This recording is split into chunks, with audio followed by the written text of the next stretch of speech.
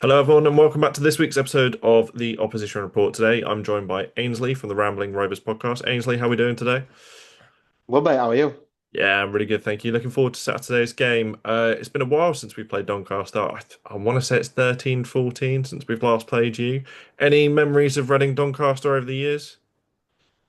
Um, and with it, I think you took one of our best centre backs off us, Matty Mills, back in the day. But yeah, no, well, look, I don't think our history against Reading is all that great. Being honest, from my memories anyway, I don't think I've ever seen us beat you guys. So yeah, hopefully we can turn that around. From a Reading point of view, kind of hoping that run carries on Saturday. Let's talk about your season so far. So you've played Yeah. 13 games, you've won five, you've drawn two, you've lost six, and you currently sit in 12th. It was a good start to the season with one defeat in your first seven, I think, against Huddersfield, but you've fallen away a little bit recently. What's kind of happened? Because you haven't won a game since the 6th of September. Yeah, there's to be honest, mate. There's it's not really just one factor. There's multiple factors to it. I mean, you just touched on the Huddersfield game there. That's a game we really should have won. I mean, we were the better team for 70 odd minutes. Bit of time wasting from them, the goalkeeper laying down the floor as they like to nowadays. And sort of last 20 minutes of that game, we lost out on that. And then we've, I think injuries to key players. We seem to have these partnership groups. I don't know if you have it at Reading, but certain players work really well together, and it sort of knits the fabric of our team. So Luke Molyneux, who's was one of our standout players last season. Um, since Jamie Sterry's injury, who is basically our right back, he's not been on the best of form. But the partnership them two have down that right hand side is crucial to how we play. Um, and then the attacking midfield position, our number 10 position is well, it has been light on the ground until last week or so when we've got Robbie Gotts back. We've still got Harry Clifton out injured, who's a big player in that position. Um, and then the midfield, the sort of sitting roles.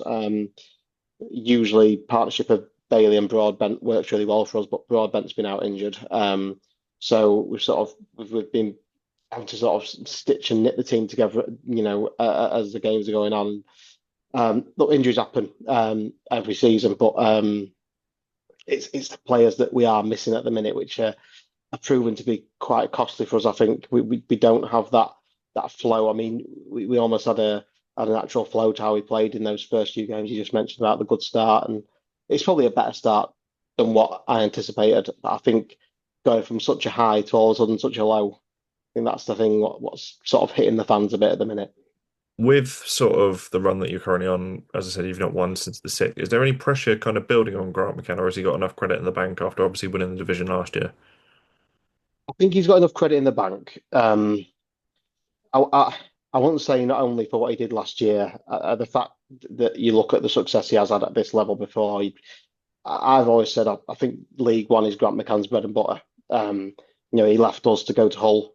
They did get relegated, but they bounced straight back. They won the title under Grant McCann, and Hull weren't in a great place at the time. They were working under transfer embargoes there, so I've got full faith in the manager. I do think he needs to be a bit more flexible with his team selections, but also um, I'd say formation as well. We do tend to stick to the same formation, but we've got a couple of bodies in the building at the minute who are clearly lacking a bit of confidence. The striking position's a bit of a problem because um, Billy Sharp's sort of being used as the out and out striker at the moment. But we brought in Brandon Hanlon in the summer. He's not really hit the ground running yet. He looks bereft of confidence. I think in an ideal world, you'd probably like to put Sharp alongside Hanlon and see if that gets a bit of confidence into Hanlon and gets him firing. But the issue is McCann likes his wide players, you see. So is he gonna is he gonna sort of drop those wide positions in favour of playing two up front? Probably not. Um, it's a sticky spot at the minute, but I've got full faith in McCann, to turn it around. We've had spells like this before, even last season, and we managed to achieve. So yeah, full belief in McCann. There's no questions around him from me anyway. So Let's look at your most recent game. It was a defeat to Northampton Town. Talk us through the game, what happened, because you guys lost 2-1 there. So what was the story of the game? Yeah, it's it's a classic example of I'd say this season we've had multiple games where we've been sort of a 45-minute team. And despite us obviously going ahead in that game, we just didn't seem to carry it on in the second half. And um, there was multiple factors again what went against us. The fact we didn't have our strongest players out there, but the referee, I've got to say, was poor on the day. There were some really poor decisions in there. Um, and look, referees are human. They're going to make mistakes. They do get dug out a lot at the minute. But yeah, it felt like decisions weren't sort of going 50-50. And it's just our look at the minute. But again, classic example in that game was not finishing our chances, being a bit wasteful in the final third, um, not putting teams to the sword when we have momentum, when we are on top. Probably lacking a bit of that killer instinct that we saw in last two seasons where we would sort of put a team to the sword and add more goals. At the minute, we just seem really light in those attacking areas. So um, it's something obviously that we've got to address going forward. I think the hope is we get these injured players back and sort of get some momentum building into January and then go from there. Let's spin it on a bit more of a positive note. Your last win was Mm. against Bradford, and Bradford have made a very impressive start of the season. What kind of went well in the Bradford game, if you can sort of rewind the clock back to then? Mm. We were ruthless. Um, that's the key word for me in that game. I think we were ruthless. We took the game to Bradford. Complete domination in the first half. They did come out second half with a bit of energy in the first 10 minutes of that game, but then we quickly just got on top again. But that game, it's one where we had probably our best options on the pitch. I don't think any of the fans were really arguing with the starting 11 that day. We had our strongest team out.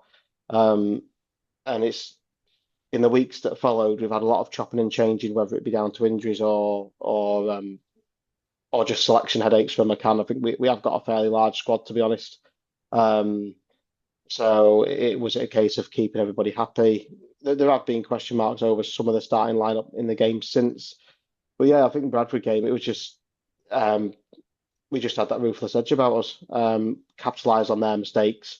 I think because we played such a high press and put them on the back foot, put them under pressure, we almost forced them into errors that day, and we just took our chances. So yeah, it's something we need to get back to. I don't have the simple answer as to how we do that. I think first thing first for me would be get these injured players back. Let's talk about your transfer window because obviously any club that gets promoted into new division, you'd be looking to strengthen in certain places. Who's impressed you the most out of your new signings over the summer, and who's impressed you the least?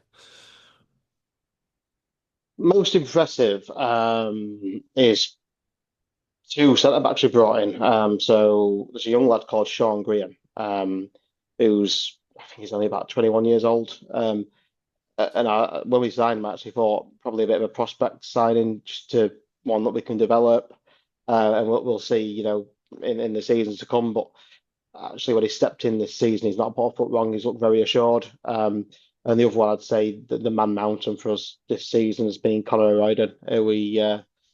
We signed. Well, he's on a season-long loan, Blackburn, but um, he was in Crew's academy. He came through the ranks at Crew. We've come against Crew a couple of times in recent years, and he's always been a tough one to handle when we've come up against them. So that one stood out straight away. He's got a bit of a habit of um, scoring goals as well. He's got quite a good record for a centre back. So um, yeah, he's looked really assured this season. Conor Royden, probably one of the most consistent players behind sort of your Owen Bailey, who I mentioned earlier in midfield, who we've had for a couple of years now. So yeah, those are the top picks. I'd say the letdown for me. I've got to say it's Olasanya, striker we signed from over in America. Again on a loan till January, but really poor so far. He's got pace, but his touch is it's pretty appalling to be honest. And the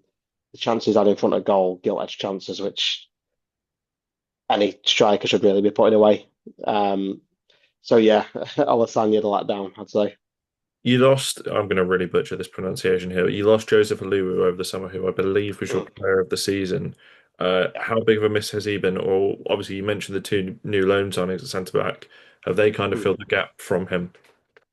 Yeah, I was a big fan of Alowu, but I've got to be honest, and this isn't me being bitter. I wish him all the best at Stockport, but I think in some ways we've actually upgraded from what we had with Conor Royden and Sean Green. Um, two players there who again have got similar attributes to Joe, but just seem to have a bit more about them. You get more physicality out of Royden, I think. And he looks a bit more assured when tracking back as well. To sort of if we're getting hit on the counter, he looks more assured at tracking back and getting back to defend the goal. So yeah, I'd say we've more than adequately replaced him. Obviously, the other centre back we lost was Tom Anderson, and we replaced him with Matty Pearson, another decent centre back this season. I think brought him in for that bit of experience more than anything else. Sort of a player gone past the 30 mark now. Um, but again, a bit of a calm head, and I do think we probably need those leaders this season, just based on if you look at the age of the squad, we do have quite a young squad. Yeah. Let's move on to the game itself. Any fresh injury concerns going into Saturday? Because I know we mentioned at the start that you guys may have a few problems. I think you said Sterry at right back. Any other injury Mm. concerns? Who's out? Yes.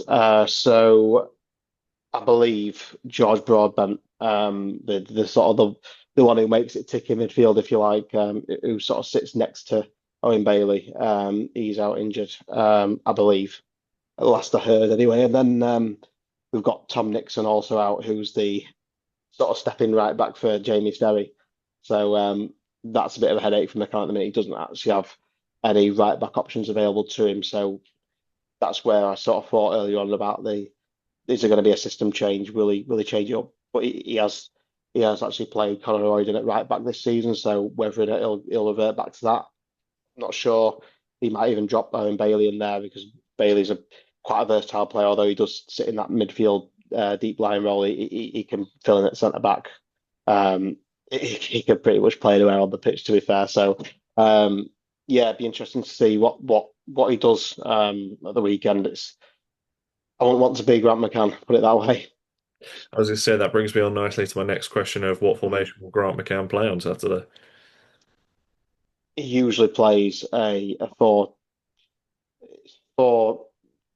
4-2-1.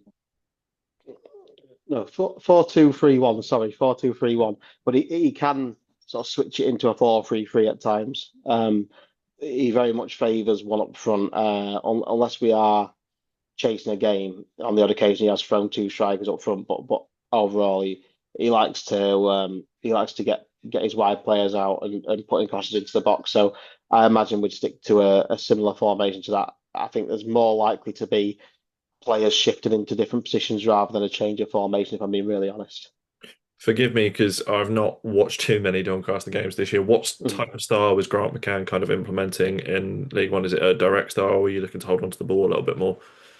Um, I'd say it's when we are at our best, which we haven't been for the last few weeks, but um, it's high energy, fast paced attacking football. Really, it's. I don't think it's necessarily based too much on possession. It's more the speed in which we attack. So we like to be good on transitions, break at pace, get the ball forward, get crosses into the box. Hopefully, 39-year-old Billy Sharp's getting something on it. But yeah, that's McCann's very much a 3-2 type of scoreline manager rather than like a 1-0 or 2-0. Um, we do leave ourselves open at times, but that's due to the fact that we like to play a high press. So the team sort of as a whole presses forward, including the centre halves, etc. So um, there's a bit of overlap in there as well from the left and right backs when they're going through to the wingers. So yeah, I'd say it's high energy, fast paced. Whether or not we'll replicate any of that against you guys. We'll have to see. Who knows? Because our recent weeks, we have looked a shadow of the team which we started this season, as you've alluded to, the start that we had, the way we were playing compared to now. It's yeah, it's a way off at the minute. You mentioned Billy Sharp there, ex-Royal. Talk to me about him because obviously he is getting on a bit now. What's he been like since he's been back in Doncaster? He's been brilliant. Brilliant. You won't catch a Donny fan. That's a bad word to say about Billy Sharp. He's yeah, the manager says it all the time that he's one of the best players in training. Works tirelessly.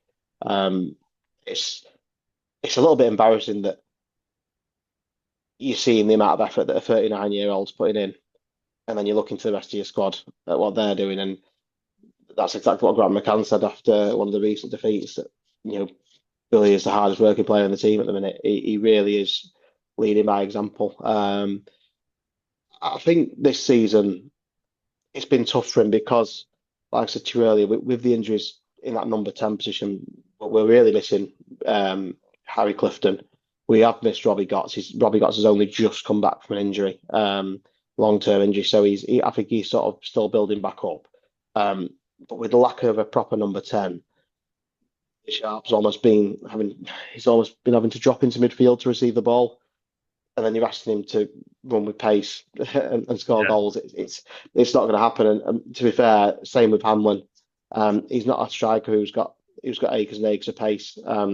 So I think I've sort of called for a bit of patience from the fans with Hamlin because he's he's he's a big physical target man. He works hard. He does battle like a Trojan, but he's often finding himself similar to Billy Sharp having to drop into that midfield to receive the ball. Whereas you want him more advanced, you want somebody to be feeding him, and but hopefully with Robbie Gott's back now, hopefully we'll see Sharpie and Hamlin kick on. But yeah, Billy Sharp, you won't think he was 39. He's yeah, he's certainly making a mockery of people who are sort of bashing him for his age. I know he rubbed it in the Bradford fans' faces when they were giving him some stick. So yeah, look, Billy's a legend, and yeah, we love him to bits. Who's the one player that really need to watch out for? I know Luke Molyneux's been quite highly rated from you guys, but is there any other players or is it Luke Molyneux? Don't know if Molyneux will actually be in the starting lineup, being brutally honest. He was dropped um, because of performance. I think Grant McCann came out and did admit that he's probably been too loyal to certain players, and he put a marker down when he swapped the squad around at the weekend. So whether Luke Molyneux plays or not, I'm not sure. It's tough to actually pinpoint an exact player. I mentioned Conor O'Royden earlier at centre back. Owen Bailey is Mr. Consistent in midfield. We call him the Geordie Rodri.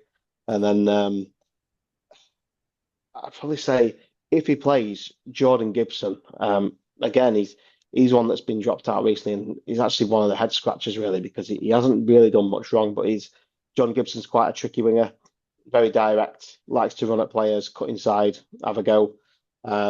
So those would be probably my picks. I couldn't pick an individual player, but those three, um, yeah, they're standouts for me. And finally, can I get a score prediction for the game on Saturday, please? I'm gonna go Desmond 2-2. I was good. I've had something in my head that I thought you may have actually gone for a defeat, and I think you would have been the first fan that I've spoken to that went for a defeat. But No, uh, I've got to be semi-optimistic on that. are you coming to the game on Saturday as well? I can imagine that's kind of I'm playing to the part. I'm not, mate. No, no, long week working this week, so I don't think I've got it in me. But yeah, it's not going to be an easy place to go to. I think your fans will also make it quite an intimidating atmosphere. So um, I'm sort of keeping my fingers crossed that our lads don't let that get to the Reds. But it's hard to pinpoint if we turn up in front of noisy crowds or not. We have done in the past, but in recent years we've also thrown things away. So yeah, we'll see what happens on the day. But yeah, I'll go over 2-2. I'll be semi optimistic and see if that brings us any luck. Perfect. Thank you for joining me today, Ainsley. Where can No Reading fans problem, mate. check out more of your stuff? So, if you head on over to X, Rambling Rovers, we do weekly live spaces every Friday night at 7:30, where we'll preview previous games preview upcoming games and review previous games, and then we also have podcast episodes which go live onto Spotify and Apple Podcasts. And you can also catch the content through the Sports Social Podcast Network. So yeah, you can get us across all those platforms. And we were mentioning just before as well is that I'll be hopping on talking from a Reading perspective about tomorrow's game. Did we say Mm-hmm. 7:30 start tomorrow evening? 7:30, yeah, Cool. seven And I thirty know when tomorrow it evening. goes out for Reading Yeah, fans. But yeah, perfect. Thank you for joining me today, Ainsley. And come on you no after. problem.